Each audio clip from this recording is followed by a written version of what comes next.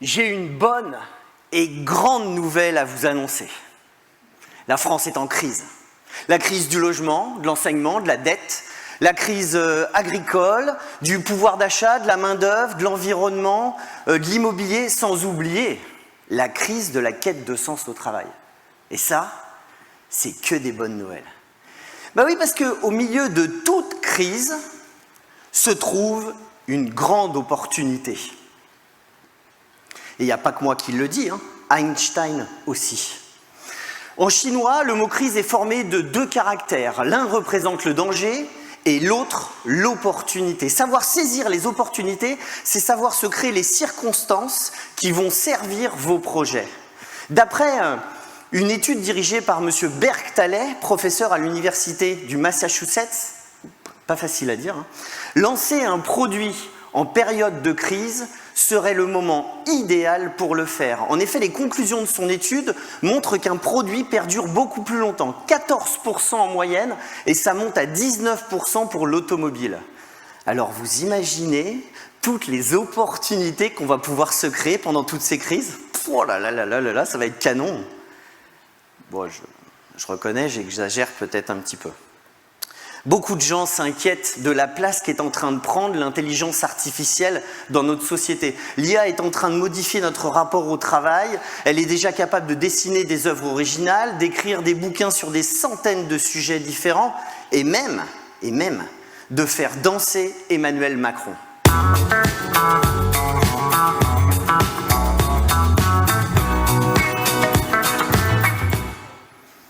Bon, et demain ?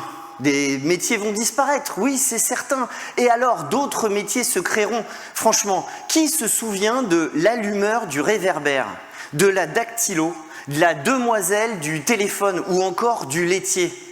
Bon, à part les plus vieux dans la salle. À part eux, qui s'en souvient? Il est urgent d'apprendre à identifier les opportunités plutôt que d'avoir peur du changement. Ce qui est certain, c'est que le monde continuera d'avancer avec ou sans nous. Alors franchement, autant que ce soit avec nous, hein. Et pour ça, je vais vous confier les 4 clés pour vous créer des opportunités, pour devenir un opportuniste efficace. La première clé, c'est la curiosité. La deuxième, c'est oser être audacieux. La troisième, c'est l'exigence, viser l'excellence. Et enfin, la dernière, c'est la capacité à rebondir. Rien ne sert d'avoir peur de la technologie. La technologie n'est pas là pour nous remplacer, elle est là pour nous faire devenir encore meilleurs. Un peu comme un joueur de tennis qui chercherait à améliorer son jeu en utilisant une toute nouvelle technologie de raquette.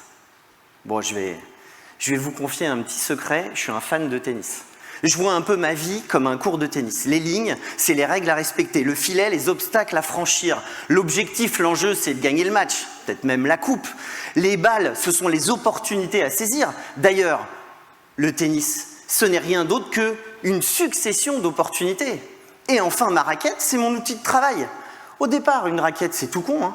C'est juste du bois et un cordage. Et puis au fil du temps, avec la technologie qui s'en mêle, on est passé du bois à l'aluminium, de l'aluminium au graphite et du graphite aux matières composites. On est passé d'un poids de plus de 400 grammes à moins de 300 grammes. Sauf qu'une raquette, c'est pas juste un cadre, c'est aussi un cordage.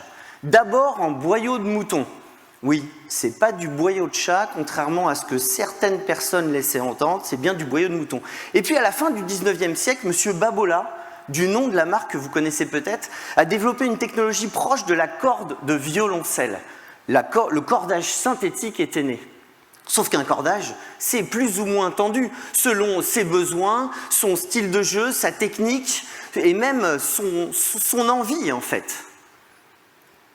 Imaginez, ça peut être aussi tendu, en fait, les rapports humains peuvent être aussi compliqués à gérer, à mettre en place. Imaginez, un type un peu froid, un peu rigide, vous apparaîtra probablement comme quelqu'un de rigide, d'imbu, de prétentieux, alors que c'est peut-être juste un ours grognon débordant de tendresse. À l'inverse, un type souriant, semblant à l'écoute, vous apparaîtra très certainement comme quelqu'un d'empathique et de sympathique, alors que c'est peut-être juste un pervers manipulateur narcissique. Méfions-nous des apparences. Elles sont parfois trompeuses. Le changement, l'intelligence artificielle ne sont probablement pas les diables incarnés. Quand on est champion de tennis, on joue depuis des années et des années avec la même raquette. Changer, c'est prendre un risque, mais ne pas changer, c'est stagner, donc régresser. Pete Sampras, ancien numéro 1 mondial, a gagné 14 titres du Grand Chelem. Il a joué toute sa carrière avec la même raquette, une Wilson Pro Staff hyper lourde, hyper tendue, hyper rigide. Il a raccroché sa raquette à l'âge de 31 ans, usé, fatigué, cassé. Roger Federer, lui, a saisi toutes les opportunités qui s'offraient à lui pour tester des nouveaux matériels, toujours dans un souci d'améliorer sa performance et de rendre le tennis un peu moins difficile physiquement. Pardon, excusez-moi. Vous ne devinerez jamais qui m'appelle. Allez, je vous montre. Ouais, salut Greg, ça va? Salut Roger, ça va et toi? Ouais, nickel. Et je voulais t'avoir 2 minutes parce qu'on me propose une opportunité là et je voulais avoir ton avis, j'ai peur de faire une connerie. Écoute Roger, je suis un peu emmerdé parce que je suis en pleine conférence là. Si ça t'embête pas, je peux te rappeler après? Ça te va? Ok, bah écoute, pas de problème. Tiens, merci. Tu fais un coucou à la salle, ça fera plaisir. Ouais, bonjour à tous et puis surtout, écoutez bien ce gars-là. Merci Roger. Ciao, merci mon poulet, à plus. Ciao, ciao, bisous, bisous. Excusez-moi. Roger, lui, il a gagné 20 titres du Grand Chelem. Il est redevenu numéro 1 mondial à l'âge de 36 ans, il a raccroché sa raquette à l'âge de 40, il a gagné 9 ans de vie à haut niveau. La technologie, le changement ne sont pas nos ennemis, c'est l'opportunité justement d'améliorer notre quotidien. En revanche, la peur, la méfiance, l'ignorance et le doute sont nos ennemis. Nous seuls avons la capacité de prendre une décision qui influencera notre vie. Nous sommes les maîtres du jeu et c'est à nous d'en inventer les règles, pas à l'intelligence artificielle. C'est à nous de saisir notre présent pour créer notre futur. On a des dizaines d'opportunités devant nous. Prenons-en une. Et si ça ne fonctionne pas, il nous en reste plein.